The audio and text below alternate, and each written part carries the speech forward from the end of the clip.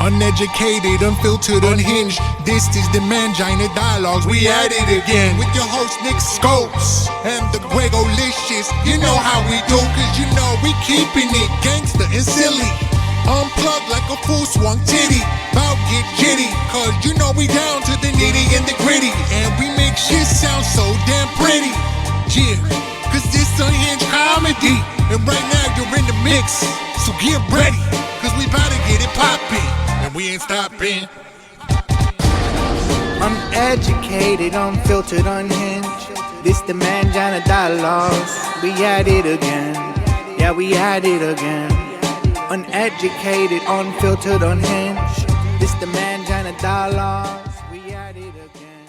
Hello and welcome to the Mangina Dialogues. I am your host, Nick Scopes. And I'm the Gregolicious. And today, our guest is the lead vocalist and guitar player for Pigeons Playing Ping Pong, Greg Ormont. What's up, dude? Wow, what's up, guys? Great theme song. Yeah, what do you think about that song, dude? Is that a genuine wow, or is that a pocket wow? It's a combination wow. It's a versatile wow. Wait, would it make it any different if I told you that theme song was constructed by two puppets? Yeah, that would change everything, of course. Okay. I mean, when I was listening to that, I figured, I'm Greg, so if I could just start going by Gregolicious, I have myself a badass theme song. Apparently, it's constructed by puppets at no cost to me. So thanks, guys. It's all yours, and it comes complete with a video. Yeah. Oh, wow. We'll send it to you after. You guys can feel free to cover this song. Like, do whatever you guys want. I'm sure you really want to. I'll do it for our biggest upcoming show. Perfect.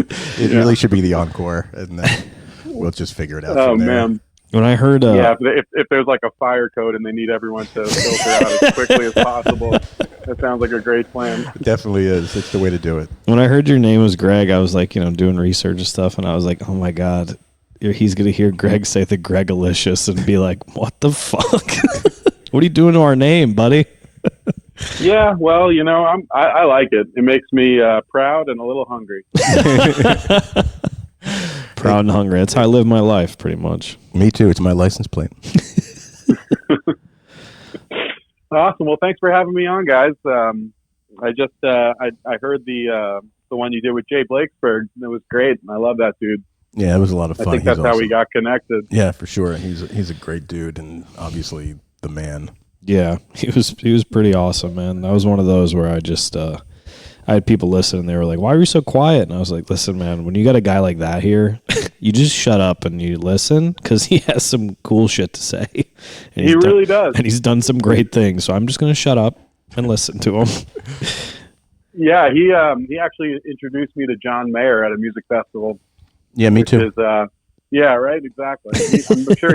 I'm sure he's used to hearing that he's the man at this point. Yeah, for sure. What festival? This was at Locken Music Festival, and right. John was playing with Dead and Company. Yeah. And, we all knew he was there. And, I mean, when a person like that is playing a music festival in the jam scene, they typically are, like, surrounded by at least a festival security guard or something. So the odds of anyone meeting him are kind of low, compared to your lower tier crusty jam band artists that you can possibly meet throughout the weekend. Yeah. And but yeah, I gave Jay, Jay knows him from shooting Dead and Company and every other cool rock star like ever. Yeah. I gave him one of our guitar picks almost as a joke. I was like, hey man, if you see John, feel free to slide this in his pocket.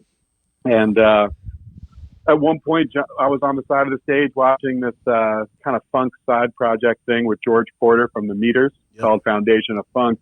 And John and Bob Weir just ended up on the side of the stage. And Jay walked by me. He was like, here, follow me now. I'm going to introduce you to Mayer. And we walk over and Jay says hi. And John lights up because they're buddies. And hands him my pick and said, hey, this is the band I was telling you about. It's Greg. And we shake hands. And John's like, hey, how's it going? That's great. Thanks. And I was like, yeah, I just wanted to give you a pick. Figured you needed one. He's like, oh, cool. I'll use it right now. And walks on stage with George Porter and sits in using our pick. Come on.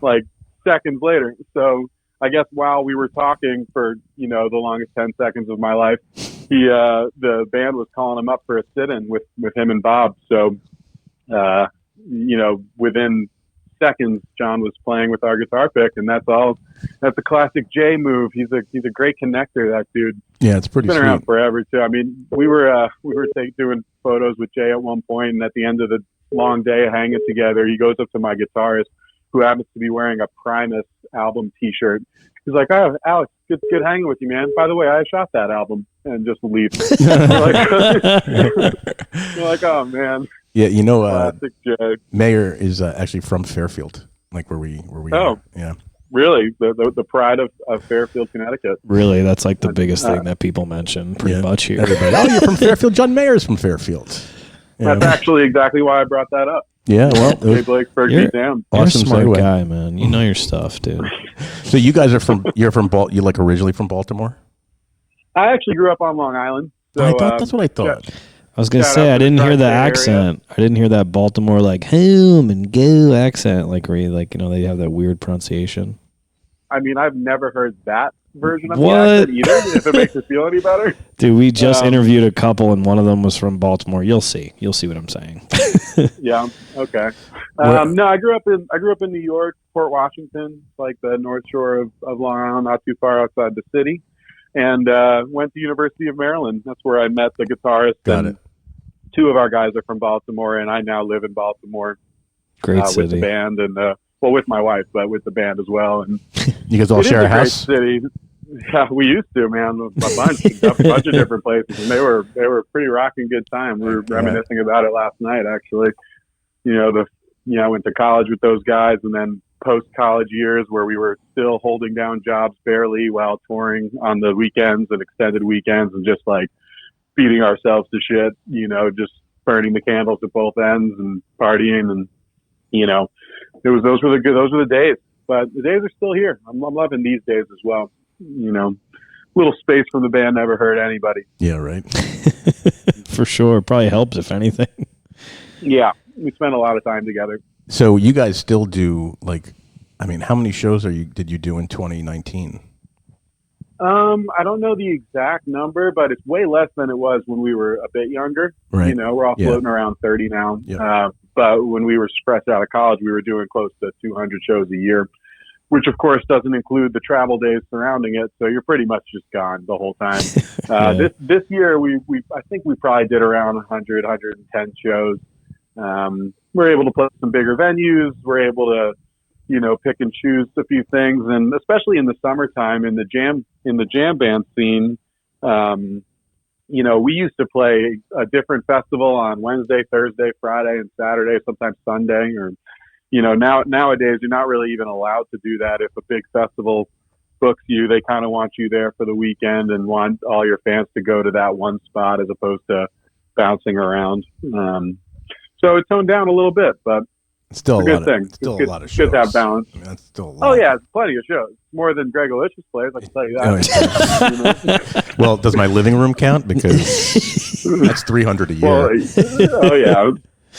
A lot of private shows for Nickels. businessmen that come into town. I like it. Next time we move Fairfield, I'll try to get 6 couch seats. Hey, listen, Port Jeff is not that far. Not that you live there anymore, but Yeah. that's that. Oh, Port Washington. At Port though. Washington. Oh, yeah, right. Port. I don't fool around with Port Jeff. That's a whole nother side of things. For real. Long Island's great. Washington. Yeah, it's pretty cool. I definitely like living in Maryland, though. It's a different vibe. It's a little more laid back. Yeah, casual, very laid back.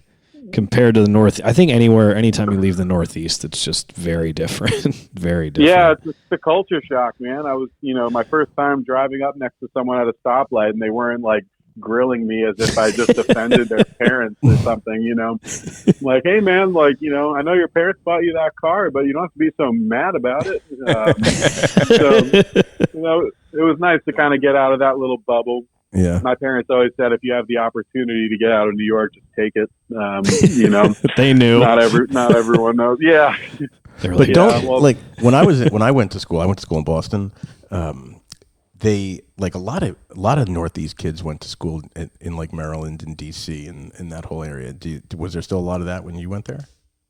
Yeah, I mean, there were a bunch of kids that went to Maryland when I was there from my high school, but none from my actual graduating class, which was interesting, especially for such a big school. And I also think, there's the whole, like, one of the similarities is there's a bit of like a lacrosse culture on Long Island, and then in Maryland and Virginia, it's kind of the same vibe. So I was a little surprised that no one else joined me from my graduating class, but that also kind of helped lead me to where I am today. Cause I mean, I didn't go in with a pre-planned roommate or anything. I didn't know a single person. So the first day of college, I walked down the dorm room with my guitar in hand, just trying to like make friends. And that's when I met our guitarist, Jeremy, on day one. And we started jamming and writing extremely stupid songs.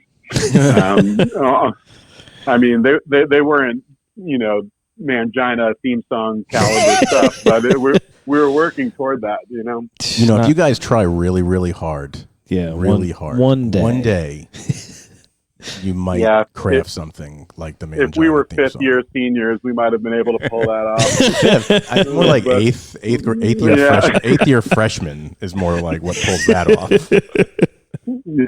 Honorary degree kind of situation. Yeah, you're like a PE major or something, something. So when you went, when did you like get real serious about music? Like, was it when you guys met in school, or were you like super serious like leading into that?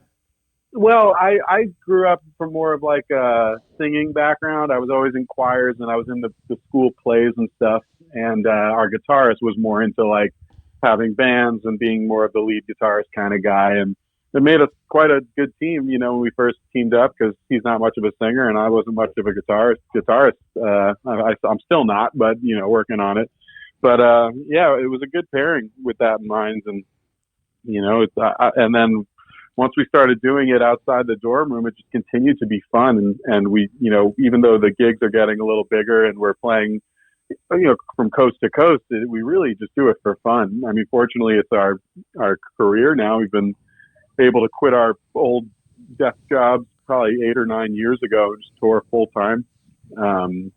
But it's always been rooted in having a good time. I mean, just like day one when I was looking to make friends and sing about stupid stuff in the dorm, fast forward to us, singing stupid songs in front of thousands of times, it's just pretty wild. But that's the one thing I like about your music is that like you can't listen to it and not have a good time. Like it's good time music. Well, I hope so. I mean, unless you're listening to it while dealing with some serious trials and tribulations, in which case maybe we could find a situation where it would be horrible to listen to. But yeah, that's what we're rooted about. I mean, like one of our songs is like, we put the fun in funk. Like we're just, we're a funky band. We're upbeat. We want people to just like cut loose, forget about the world for a little bit at our live shows and try to put on like the ultimate dance party. Yeah.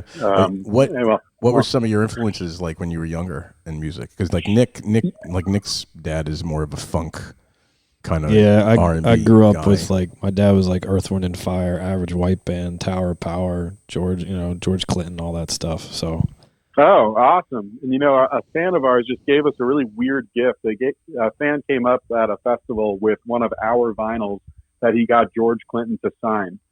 So that was pretty random. We did not expect to get someone else's autograph on our stuff that day, but that was pretty cool. Yeah, very cool. Really random. So thanks, fan, if you're listening. Did they tell you why? Like that's a. You brought up George. It's just like the godfather of funk, man. I mean, he's just like one of those guys that everyone kind of draws back to. I mean, I don't think we really sound like P-Funk that much, but if you're talking to someone who has no idea what funk is, or especially no one who knows what Pigeons Playing Ping Pong sounds like, or I've ever heard of it, it's one of the ones you can kind of like throw out there and just kind of broadly categorize it as funk.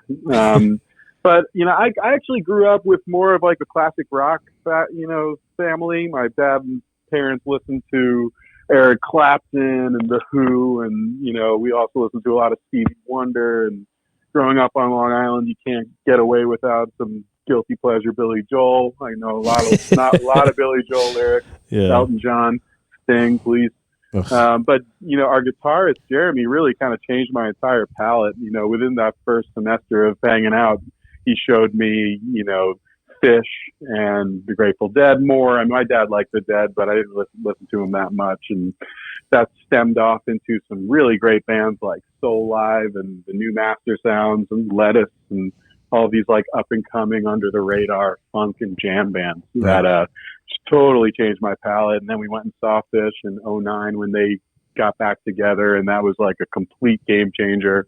Ended up catching them like 10 times that summer, and kind of saw the light as to what live music can do to people and how it can bring people together and have people smile ear to ear. And then you get filled up with that amazing energy, and then you go out in the world and do something with it on your own. And, you know, those Fish shows were big for me to kind of see what our band, our little project could be. And, not that I expected it to get where it's at, but it's pretty exciting to kind of try to follow in such monster footsteps. I don't know if you guys are Fish guys at all, but a little bit into Fish, mostly like when I think of like the first time I heard, this is going to sound so ridiculous. First time I heard George Clinton was, do you remember the movie PCU at all? Of course. Absolutely. I mentioned it to people. Jeremy Piven. Yes. I watched that movie as a kid. First of all, is it John Favreau? John Favreau, David Spade. Jeremy Piven. Oh, and yeah. Jeremy, oh yeah, no, he already said that. But like, dude, so good. That was like my first experience because that came out when I was a kid, and I was like, wow, this band's fucking good. But that's how I found out about them. That's great. I want to go to college. I'm like 12. I'm like, I want to go to college now. It looks awesome. When you were 12, you just didn't realize you could just go on Fish tour. I should have. Yeah. Yeah, you know, it's funny. Like I grew up with the Dead, right? So I have a lot of cousins that grew up in and still live in Vermont, and they turned me on to the Dead when I was in high school. So that was for like first and foremost my like band growing up was the Dead, and still to this day, of course. So when I was in college, that's sort of when Fish kind of got their start in the late 80s, early 90s. At least when I think 90 was the first time I saw them. And I was so much a Jerry guy, I never really got into Fish. And then I sort of never gave it a chance for a very long time. And then my fucking child, who's 15 years old,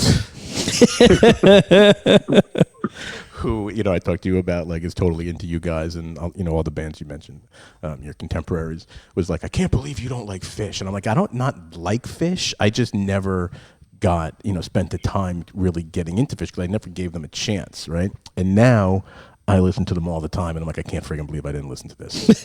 All, like, literally 30 years Did they do that? They did the cover of Gin and Juice, correct? That was them that did that. They did a cover. No. I think that was, it might have been Old Crow Medicine Show or something, but I think like back when, I'm pretty sure this was Napster era. Okay. There was like a improperly named song. This is what I've heard in that world. Yeah. And I also thought that was my first Fish song, but I'm pretty sure it's not. I've never heard Fish. It's not. It's not. And it actually, when that first started going around, it was Blues Traveler doing Gin and Juice, and there was a million different people. Okay, then. But, I missed that then. But like, I mean, that must be awesome being compared to those guys for, you know, if or at least brought into that same conversation.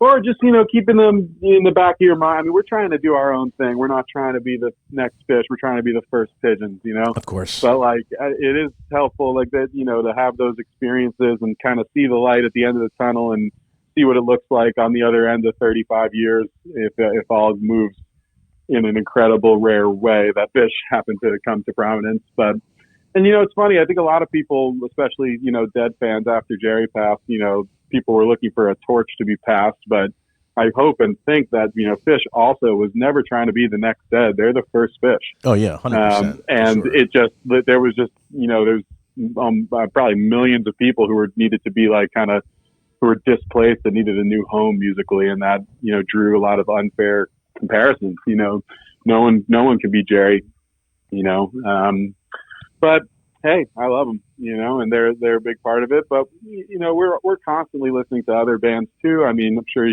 I know Greg Ormont has heard of Wolfpack from his fucking kid. Yeah, from fucking child.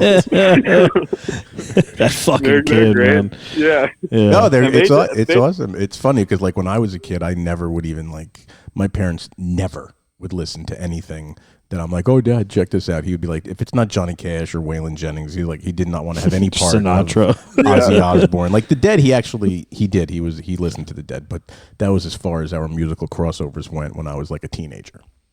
But And I now, bet the lyrics have something to do with that too. If he's like a Johnny Cash kind of storyteller guy, I mean, they're dead lyrics. Robert Hunter was just unbelievable, next Yeah. level.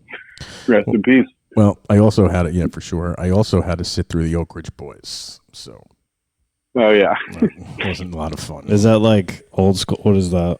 It's just country, but it was like, I mean, I'm sure they're great if you go deep into it, but like the song Elvira, I don't yeah, even just know. Google it. It's fine. Okay, I'll find it.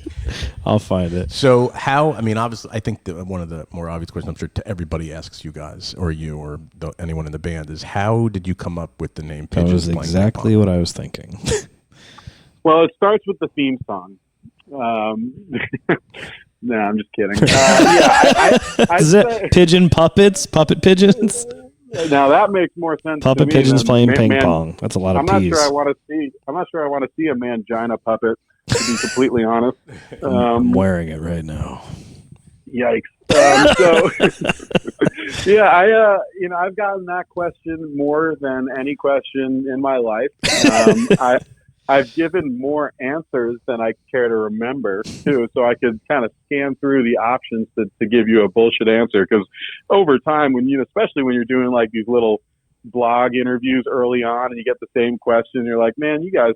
Can't you just read the last one I did, 1 week ago? But Yeah, right. in fairness to all the manginers out there who don't know the story, we actually, Jeremy and our guitarist and I were in psychology class our freshman year, the first or second semester, and I was just completely zoning out in my textbook on the wrong page. Yeah, it's completely honest. And Same, dude. you Don't know, worry.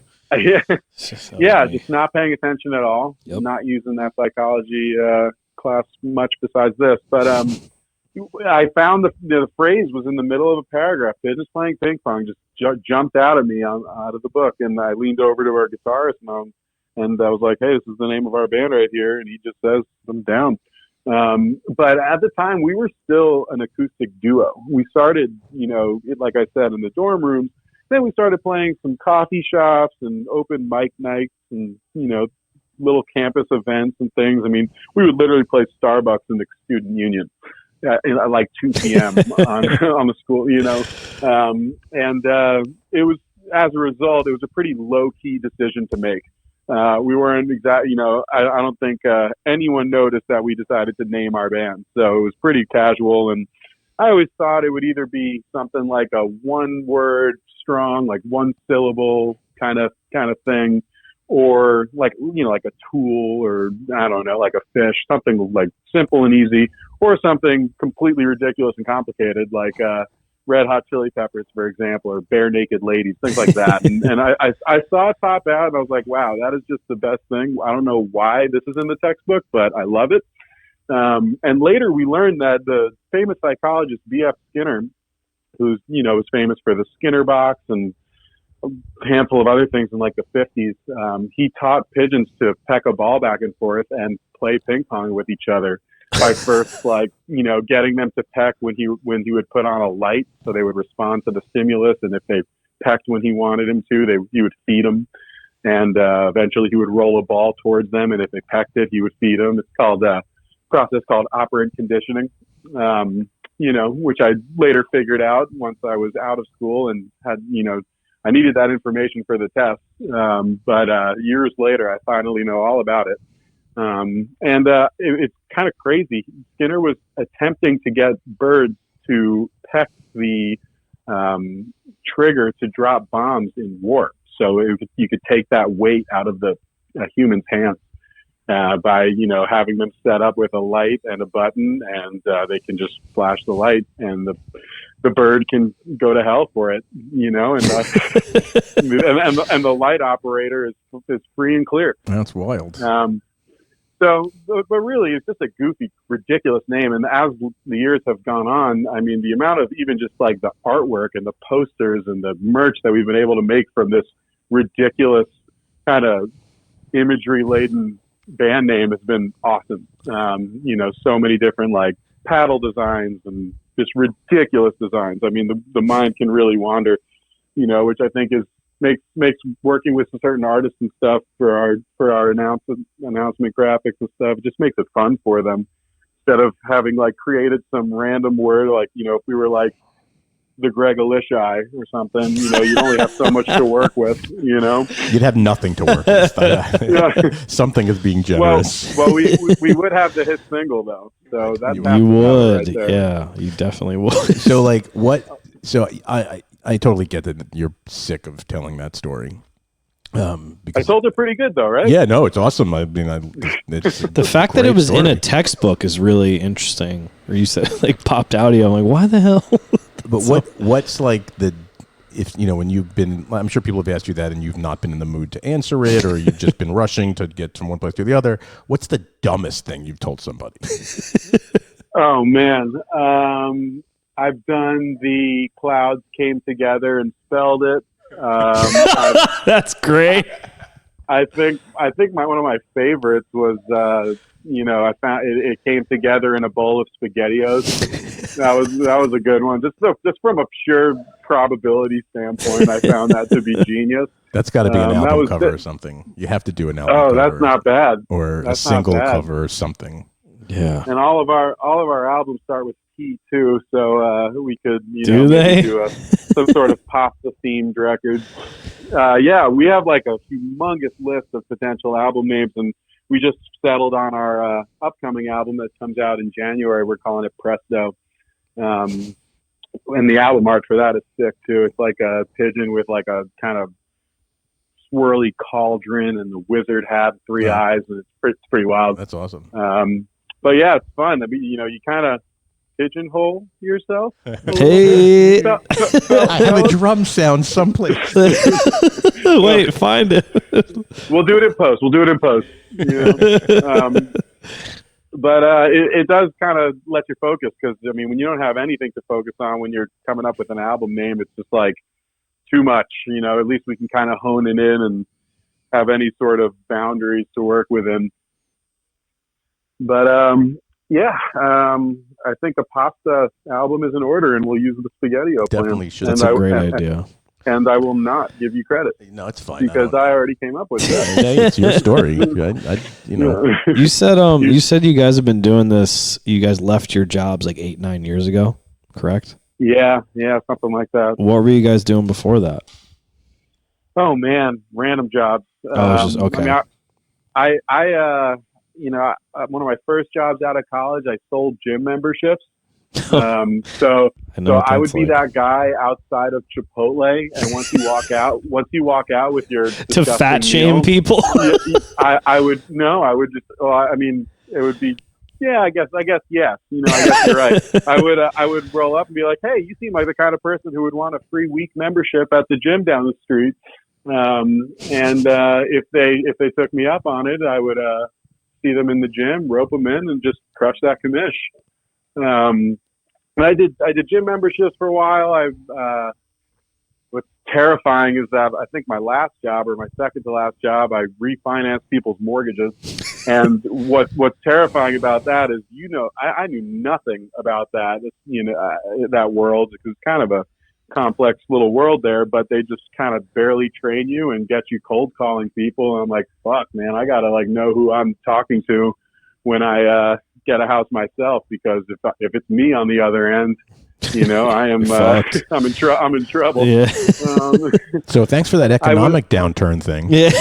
Yeah, right. Selling prime double B mortgages and shit. Thanks. Well, dude. I didn't sell anything. I think I had that job for about 3 weeks, and they fired me because I was just late all the time. We were touring, I mean, we were touring and practicing all the time. So I would get home from a three night run at like 4 or 5 in the morning and expect to be at work at 9 or 10. And when you do that for a few weeks in a row and you're late, even 5 minutes, 10 minutes, boss man's like, listen, you know, I get it, but like, you can't be coming in late. And eventually, I think it was a mutual firing. I came in there, I was like, this is it. I'm done. I'm toast. I think it was the only time I got fired, but I kind of wear it as a badge of honor because I needed to pursue the dream and, you know, just try to rock out for a little while. And fortunately, you know, worked out. No hard feelings with that guy, fucking prick. You're definitely from the Northeast. We like that. Yeah. I even there was a local artist in Baltimore who would make like oil paintings with tons of paint on it. They were kind of 3-dimensional, and I was his assistant, and I would, he would get purchases in Brazil, and I would have to, package up these still wet paintings by attaching things to the back of the frame and having it basically hover in these boxes. And I have a scar on my hand from when I like accidentally X-Acto knifed myself from it, and it was pretty interesting, but not for me. But when my wife finally moved to Baltimore before we were married, I hooked her up with that job, and she also hated it. But it got us there. Yeah, so a bunch of random jobs, but eventually I just had to call it, and I'm really happy I did, and it's obviously helpful. We started when we were pretty young. We started touring full time probably when I was 22 or something like that. How old are you guys now? I just turned 31. Same age. Fuck yeah. Hey, there it is. Not a boy. Some of us are a little younger. I think our drummer is like 28 or something like that. Gotcha. But yeah, we didn't really need much to survive. We were all, and like I said, we were all kind of living together, so we're splitting rent and keep the utilities down because we're like never home. We're just really paying for a room to keep our stuff in. And then sometimes it wasn't even a room. There was times I lived behind like curtains on the top floor of like just kind of in a nook.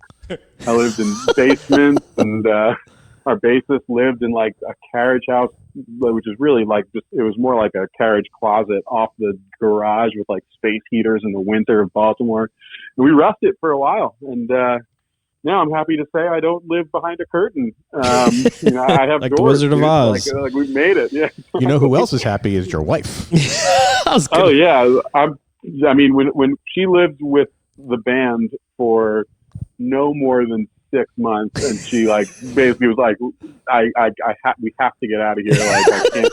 She had like almost a nervous breakdown. So she informed me of her impending nervous breakdown, because apparently guys aren't great at cleaning their dishes and putting them in the sink and keeping the counters clean. And I hadn't noticed, but it's funny. Ever since I got married, I started to notice a lot more stuff like that. You're always wrong. That's what I've heard.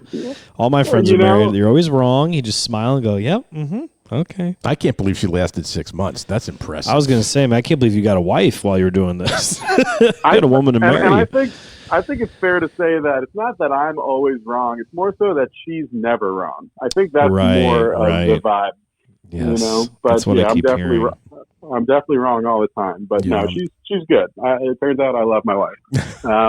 It is pretty remarkable. I mean, she's also a tough cookie. She went to military school. She's very independent, but also loves the jam scene and stuff, and huge animal lover. I didn't grow up with any pets, but we have. I've had as many as a dozen animals in our house. Wow. She fosters. She's a foster coordinator for SPCA here. So she, when the animal shelter is full or she can't find people to take care of young animals or animals that need to be watched over before they're adopted, guess whose house they come to? Yeah. I went from having like a gerbil in my youth to having 12 dogs and cats running around the house. But it's fun, and I get the music, she gets that, and we don't fight, so it's pretty good.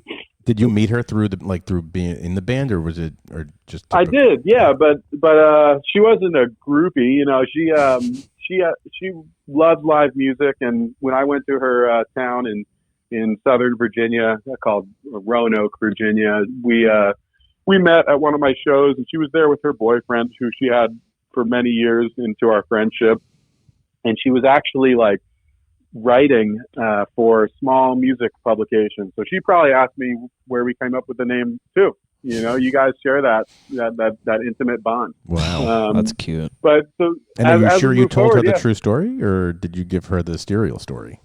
I probably gave her some bullshit. Let's be real. Of course. I probably, it was a small publication. Right. It's not the Mangina podcast. I can't like just, right. tell him the truth. We appreciate the respect. Keep her interested. Yeah, the respect we don't deserve. We'll take it. And I'm just laughing to myself. P.F. Skinner doesn't exist. This is bullshit. they they bought it. Me and Nick are looking at each other like, yeah, that sounds fucking great. Yeah, I just know I'm going Pavlov and his to get dog. that That's book. all I know. Yeah. Got him with the old psychology. The old one too.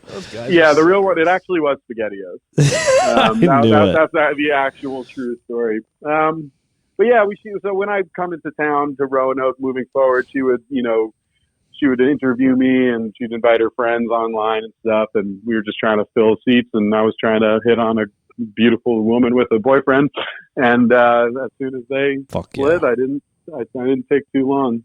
Get in there, boy. Yeah. Give it a shot. Got that aggressive Northeast Long Island in you. You don't fuck around. Life is short, man. Dude, for real, honestly. One of the things it all worked out. One of the things I want to talk about is like I mentioned off air that like I've been hearing about you guys essentially like for the last 2 months. That's the first time I've heard of you, but I've heard about you so many times. And I just wanted to know like what you guys did besides you've been consistently touring for 10 years. But like I feel like now you guys are picking up a lot of steam, and like what would you contribute that to? Attribute.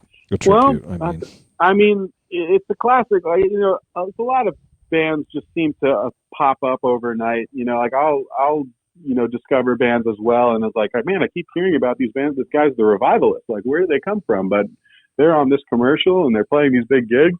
And then you look up their bio and they've been touring for like 10 plus years like us, I mean, right, these things don't happen overnight. So I think a lot of it's just kind of the gradual momentum of just staying busy and staying relevant. But we also we really try to do unique stuff and stay in the conversation and push ourselves to be like more than just a band in a lot of ways. So, I mean, for example, we just were kind of near you guys in New Haven, Connecticut and Manhattan as part of our Halloween run.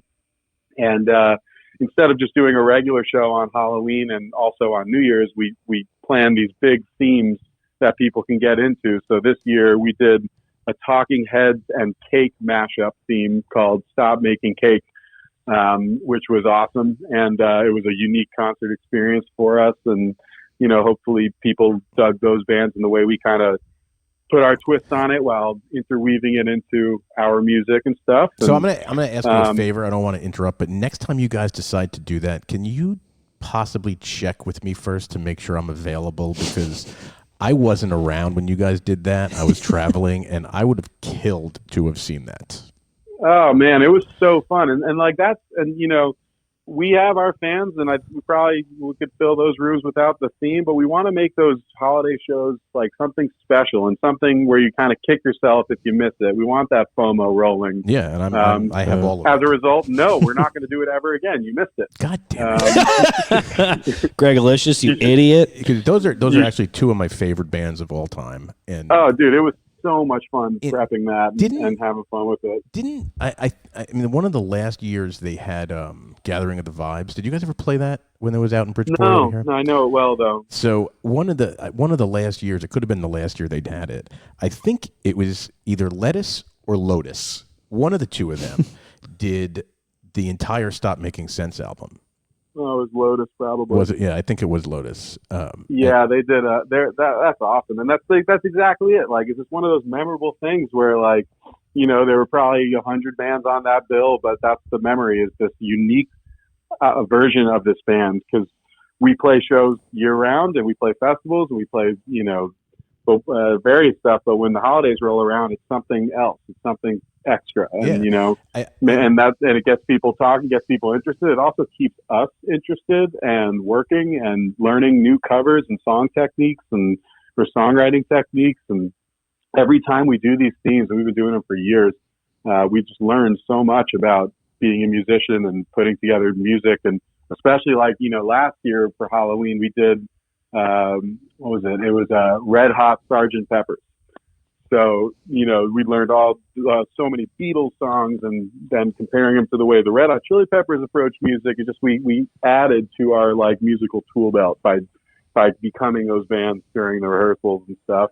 And then once we learn everything, we really focus on making those covers our own and not just playing the song straight through, but, giving it our funky, fresh take on it while mashing it up between other band songs or our songs and try to be creative with it. Are you gonna put? Are you gonna put any of that? I mean, is that stuff out like on Nugs and stuff, or you don't put? Any of that out? I don't know. Probably. I'm not sure. I know we're talking about putting that stuff together, but we'll see. It's like another like whole licensing world when you're using other people's music. But I think it can be done.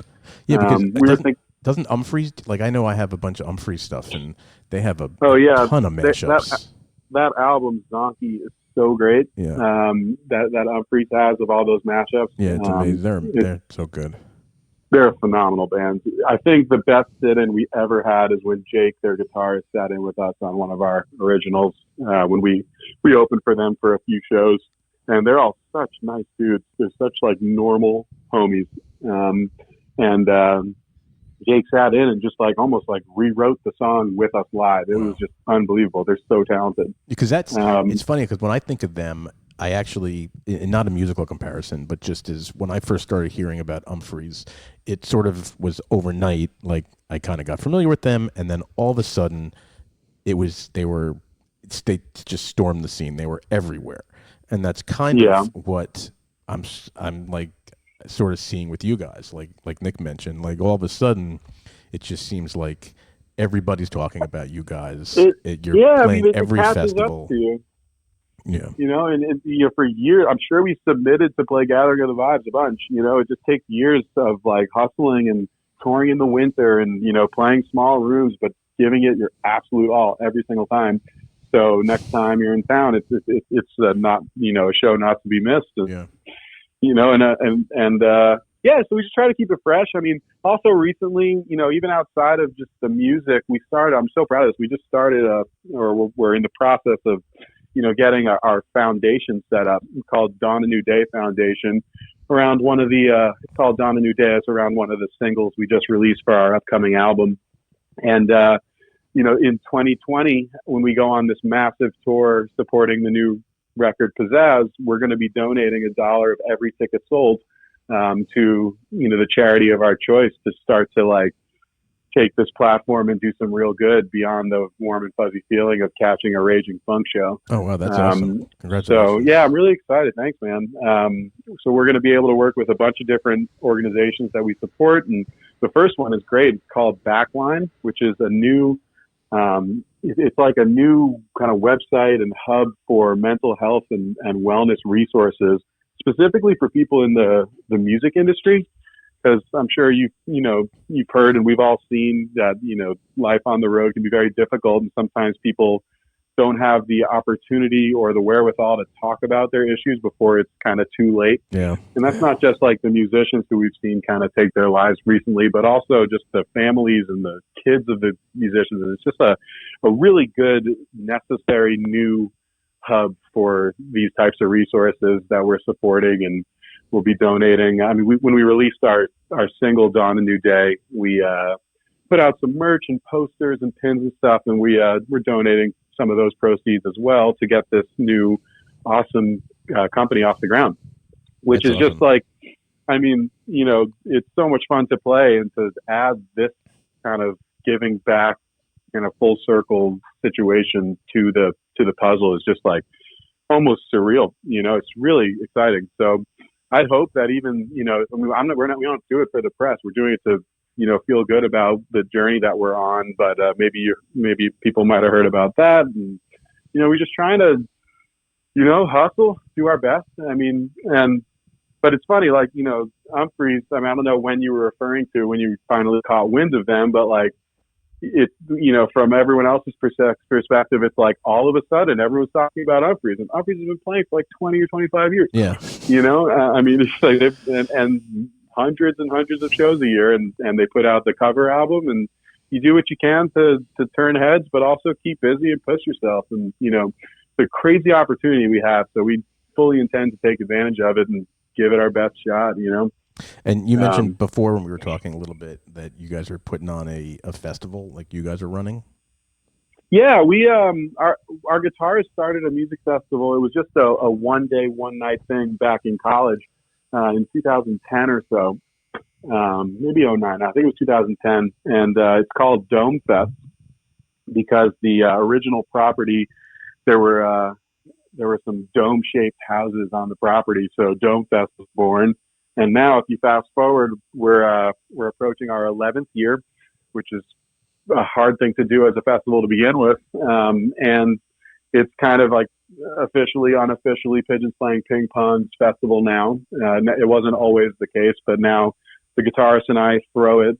We organize it, which means, 6 to 9 months out of the year, we're working at our computers and on the phone about, 6 to 8 hours a day, 5, 6 days a week, organizing the festival for every single detail of it, from ordering the porta johns to, getting a group of volunteers together to work the festival, to getting the stages set, to decorating everything, to promoting it, to, everything. So our team grows every year, but it's really on our guitarist and my shoulders to make it happen, which is, believe it or not, a little challenging when you tour year round. Oh my God. Probably a little bit. Yeah, probably. Yeah.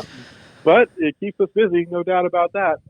But it really is always so worth it, because the people that come to the festival, they're intimately involved with the band, so they know all the words, and they're all seemingly great people, and it gives us an opportunity to curate an event that we'd want to go to. Yeah. Down to who plays the festival and booking the lineup, to what the kind of amenities are and what fun kind of silly things you could do during the day. And we offer workshops, you do yoga, you do all these sorts of different stuff, and it's a really great kind of community builder.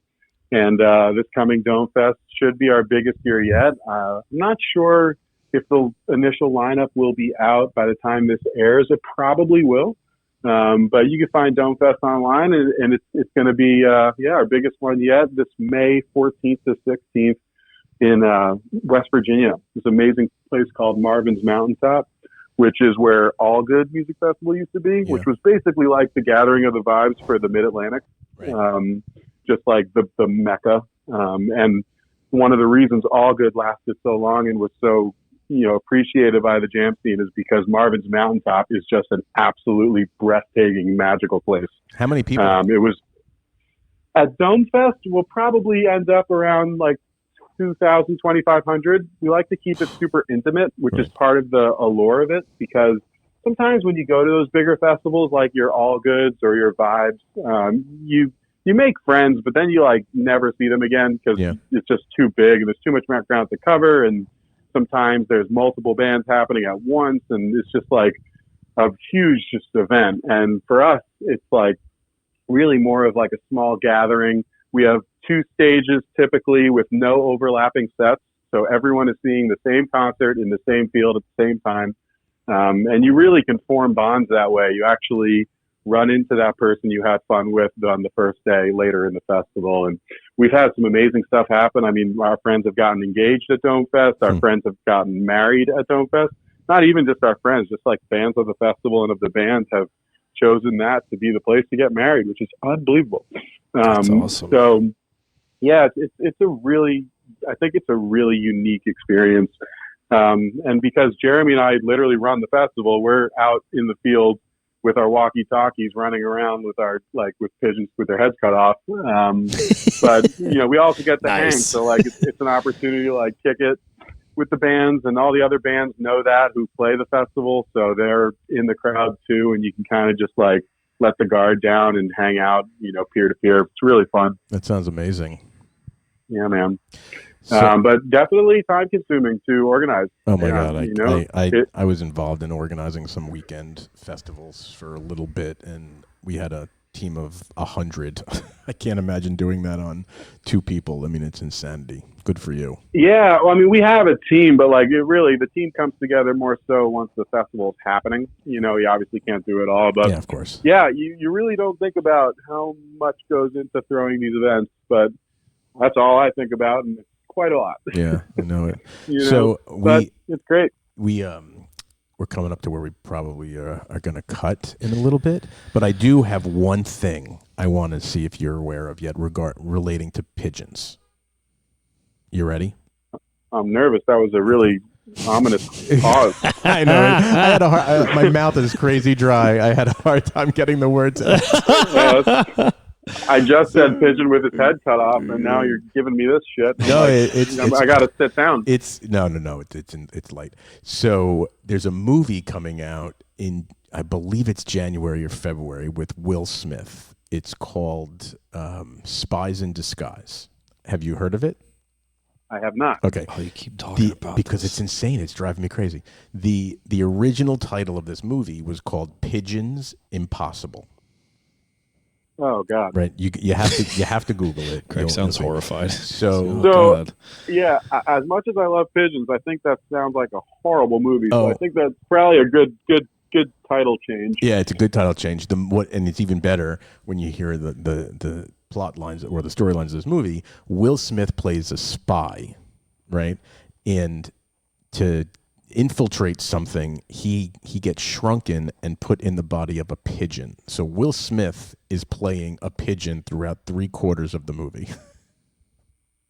That's the best news I've heard in quite some time. I am not kidding. That is truth. I sat through a run through of the story at Fox when they were developing this film about 2 years ago, and I turned to my friend and I said, Dan, I'm pretty sure we're being punked, and the 300 people in this room right now were all in on it except for me and you.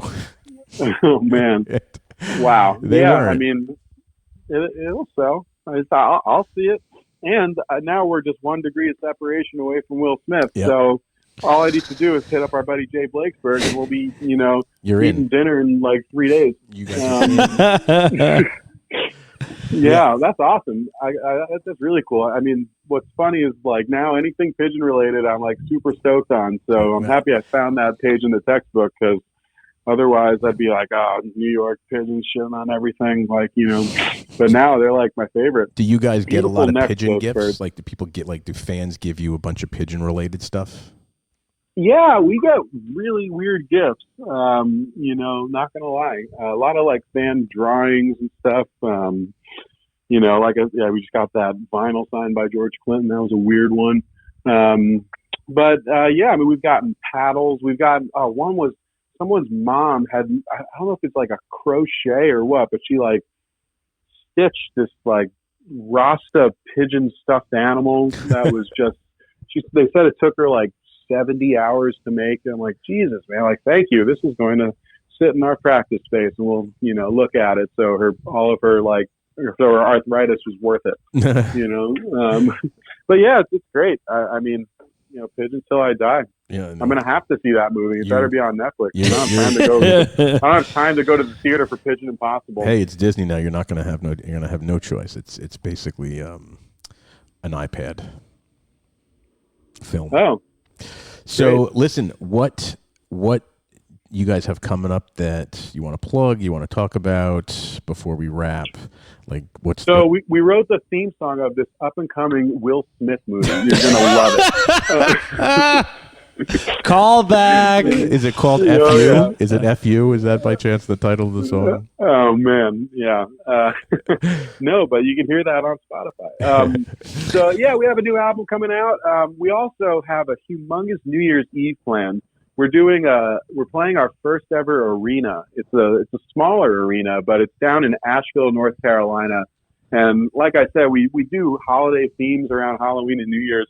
And this New Year's theme is the Electric Kool-Aid Asheville test. Oh my God, that's amazing.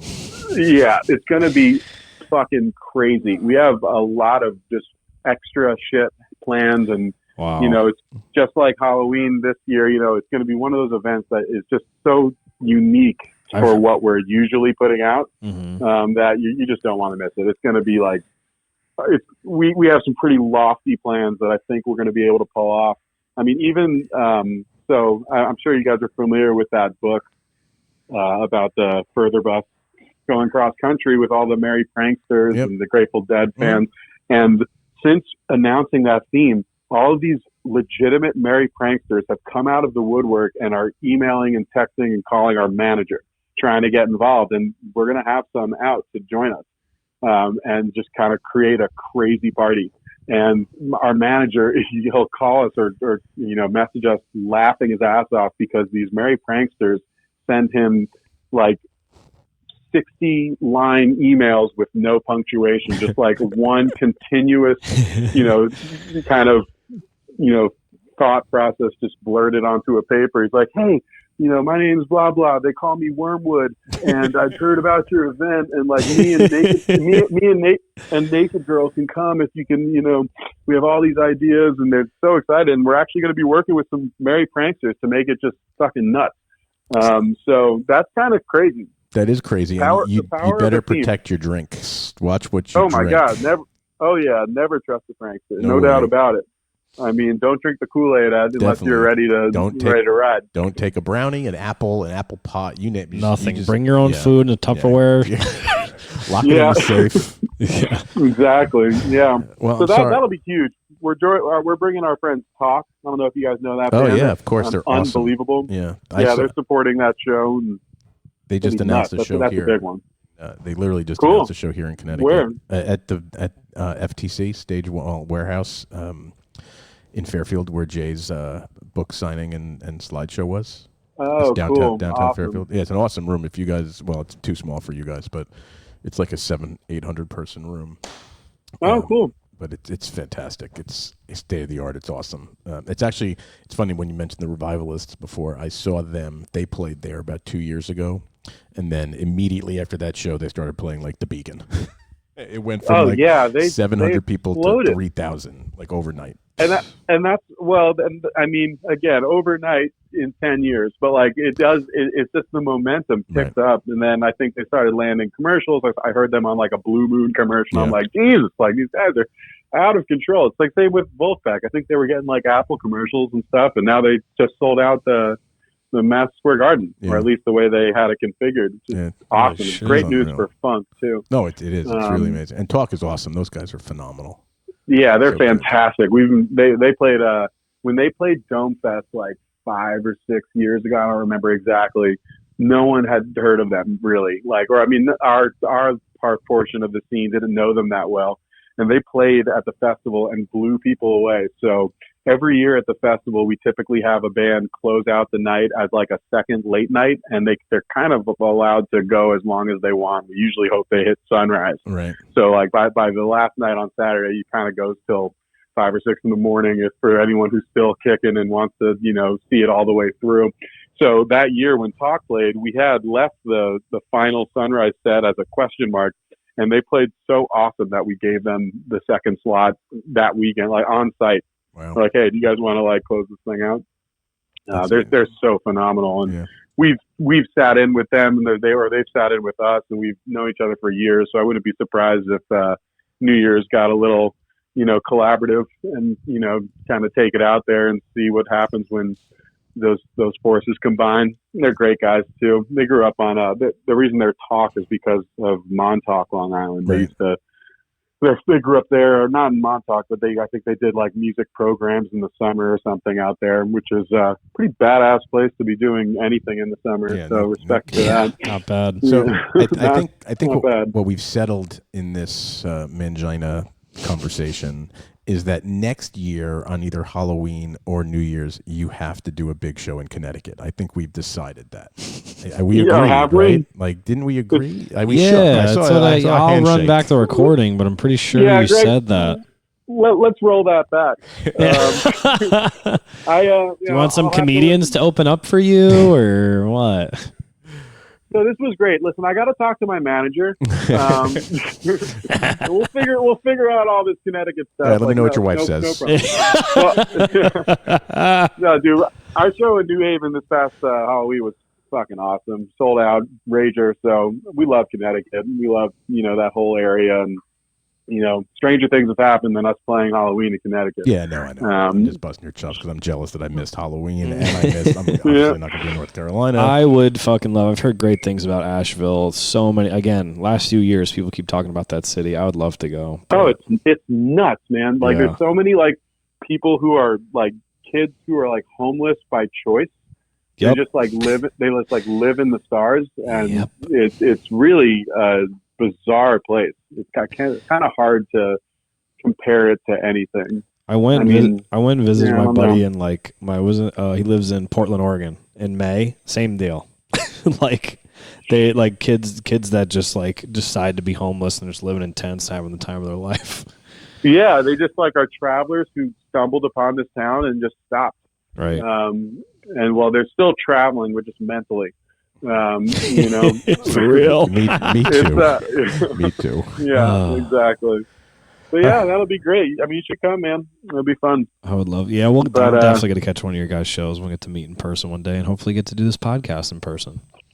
Yeah, that'd be great. I mean, I had a mangine-tastic time. Trademark. Oh yeah, damn it! I'm feeling like I'm giving. Maybe I won't do it because I got to give you album art credit. I got to give you. You know, It's okay. We're going to send you some owed shirts, and you're going to wear them at Dome Fest, and it'll be good. It's fine. I'll wear it at Dome Fest while I play the encore of the theme song as we close it out. God, my fucking head will explode. See, that's on tape. Yeah. That's on tape. That's a win. Don't worry about Connecticut Halloween. We got that. You know. All right, brother. This was so much fun, and we appreciate it so much. For real. Can't wait to meet you in person. Likewise. Thanks, guys. You know, I appreciate you having me on. It's always fun to get off my computer and chat with other Gregs. Other Gregs. You know, something I'm always trying to do more. I mean, Nick's are cool too, but Gregs are really where it's at. That's where it's at. What the girls say. Whatever. All right, man. Thank you very much. We will. I'll talk to you soon. I'll hit you up, and then this is going to come out a week from Sunday, and loving it. Cool. All right, Thanks, dude. guys. Thanks, man. Take care. Bye.